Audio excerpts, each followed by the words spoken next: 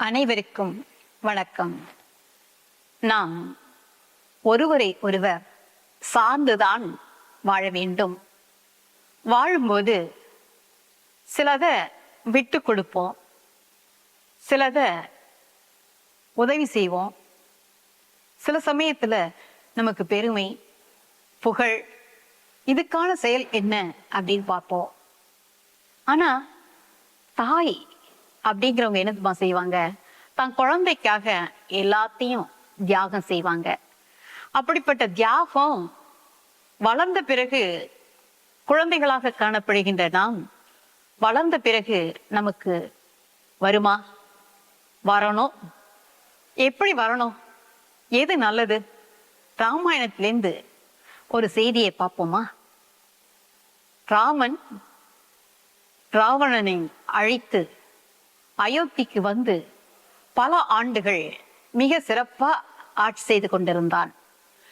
ராமன் அவதாரம் எடுத்து வந்த நோக்கம் நிறைவேறிய காலம் வந்தது. யமதர்மராஜா ராமனுக்கு இதை எடுத்துச் சொல்வதற்காக ஒரு முனிவர் வேடத்திலே வந்தார். அப்படி வந்த பொழுது ராமனிடத்திலே, நானும் நீயும் மட்டும்தான் இருந்து பேச வேண்டும், உனக்கு ஒரு ரகசியத்தை நான் சொல்ல போகிறேன் என்று அந்த முனிவர் வேடத்திலே வந்த யமதர்மராஜா கூறினார். அதை கேட்ட ராமன், தங்கள் சித்தப்படியே நான் செய்கிறேன் என்று கூறி அங்கிருந்த காவலாளிகளை எல்லாம் அனுப்பினார். அனுப்பியவுடன் லக்ஷ்மணனை அழைத்து, லக்ஷ்மணா, நீ இங்கே காவல் காக்க வேண்டும். இங்கு நடக்கின்ற செய்தியை யாரேனும் அறிந்து கொண்டால் அவர்களை அழைத்து விடுவேன். ஆகையால் நீயே காவல் செய் என்று கூறிவிட்டு உள்ளே சென்றார். யமதர்மன் ராமரை பார்த்து, நீங்கள் ஓர் அவதார புருஷராக அவதாரம் எடுத்து வந்தவர், உங்களுடைய அவதாரம் முடிந்துவிட்டது. பிறப்பு என்று ஒன்று இருந்தால் இறப்பு என்பது உண்டு. பிரம்மதேவர் இதை உங்களிடத்திலே தெரிவித்துவிட்டு வர சொன்னார். அதை சொல்வதற்காகத்தான் நான் வந்தேன் என்று கூறினார் யமதர்மராஜா. இதை கேட்டு பேசிக் கொண்டிருக்கின்ற பொழுது துர்வாச முனிவர் வந்தார். லக்ஷ்மணா, ராமர் எங்கே? ராமனை நான் இப்பொழுதே சந்திக்க வேண்டும், ஏற்பாடு செய் என்று கூற, லக்ஷ்மணன் துர்வாச முனிவரை வணங்கி, முனிவரே, சற்று பொறுத்துக் கொள்ளுங்கள்.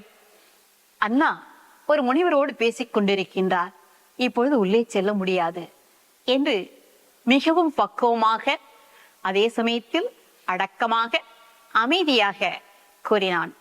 ஆனால் கோபம் கொண்ட துர்வாச முனிவரோ, ஏ லக்ஷ்மணா, இப்பொழுது நான் ராமனை சந்திக்க நீ ஏற்பாடு செய்யவில்லை என்று சொன்னால் நான் ராமனுக்கு மட்டுமல்ல, ராமன் வாழ்கின்ற இந்த நாட்டில் உள்ள மக்கள் ஒவ்வொருவருக்கும் சாபம் கொடுத்து விடுவேன், புரிந்ததா? செல் உடனே என்று கோபத்தோடு கூறினார்.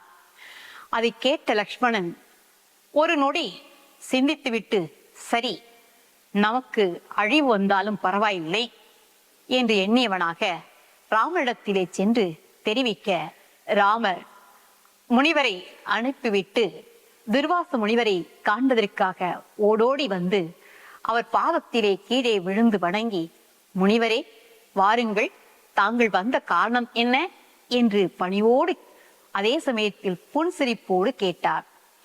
துர்வாச முனிவர், ராமா, இன்று உன் கையால் உணவினை உண்பதற்காக நான் வந்திருக்கின்றேன், எனக்கு உணவினைத்தா என்று கேட்டார். ராமரும் புன்சிரிப்போடு மிகுந்த மகிழ்ச்சியாக அவருக்கு வேண்டிய உணவு பதார்த்தங்களை எல்லாம் கொடுத்தார். துர்வாச முனிவர் சாப்பிட்டு சென்ற பிறகு ராமனுக்கு நினைவு வந்தது. ராமர் என்ன நினைவு கூறினார் தெரியுமா? யமதர்மராஜா வரும்பொழுதே நாம் பேசுவதை யாரும் அறிந்தால் அவர்களை அழைத்து விட வேண்டும் என்று கூறிய செய்தி நினைவிற்கு வர, லக்ஷ்மணன் உள்ளே வந்ததன் காரணத்தினால் லக்ஷ்மணனை அழித்து விட வேண்டும் என்பதை எண்ணி பார்க்க பார்க்க ராமனுக்கு மிகுந்த வருத்தமாக இருந்தது. ஆனால் கொடுத்த வாக்கினை காப்பாற்ற வேண்டும் என்பதற்காக அமைச்சர்களையும் வசிஷ்ட முனிவரையும் அழைத்தார். அழைத்து நடந்ததை கோர வசிஷ்டர், ராமா, நீ கவலைப்படாதே, கொடுத்த வாக்குதான் முக்கியம். ஆகையால் லக்ஷ்மணனை நீ அழிப்பதற்கு பதிலாக துறந்து விடு என்று கூறினார். அதுவே நல்லது என்று நினைத்த ராமர் லக்ஷ்மணனை பார்த்து, லக்ஷ்மணா, உன்னை அழிப்பதை காட்டிலும் உன்னை துறப்பது என்பதும் மரணத்திற்கு சமம்தான்.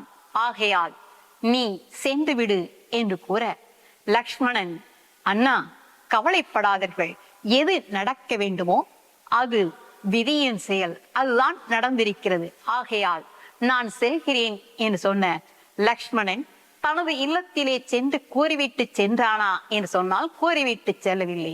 நேரே சரையு நதிக்கு சென்று அங்கே கடும் தவம் செய்தான். அவருடைய தவத்தை கண்ட தேவேந்திரர்கள் பூமாரி பொழிந்து லக்ஷ்மணனை விண்ணுலகத்திற்கு, விஷ்ணு உலகத்திற்கு அழைத்து சென்றார்கள். ராமன் பரதனுக்கு நாடாள வேண்டும் என்பதற்காக பட்டாபிஷேகம் செய்ய நினைக்க பரதனும் அதை ஏற்கவில்லை. உடனே ராமர் லவர் குச்சாவுக்கு ஒரு பகுதியை ஆட்சி செய்யும்படியாக கூறிவிட்டு சத்ருகனன், பரதன், மக்கள் அனைவருமாக சேர்ந்து சரையு நதிக்கு சென்றார்கள். அங்கே சரையு நதியிலே தவம் செய்ய ராமன், பரத, சத்ருகனன் ஆகியோர் விஷ்ணு லோகத்தை அடைய, மக்கள் அனைவரும் புண்ணிய லோகத்தை அடைந்தார்கள். இங்கே லக்ஷ்மணன் செய்தது என்ன தெரியுமா? தான் அழிந்தாலும் பரவாயில்லை, மக்கள் நலமோடு வாழ வேண்டும், துர்வாச முனிவரின் சாபம் பலித்துவிடக் கூடாது என்பதற்காக, தன் அழிவை தேடிக்கொள்வதற்காக அவன் சென்றானே, அதுதான் லக்ஷ்மணன் செய்த பெரிய தியாகம். ஆக நாட்டு மக்கள் நலமாக வாழ வேண்டும் என்று சொன்னால் நாம் பலவற்றை இழப்பதற்கும் தயாராக இருக்க வேண்டும். இதுதான் மிகச் சிறந்த தியாகமாகும். ராமாய ராமபத்ராய ராமச்சந்திராய வேதசே ரகுநாதாய நாதாய சீதா பதயே நமக. நன்றி.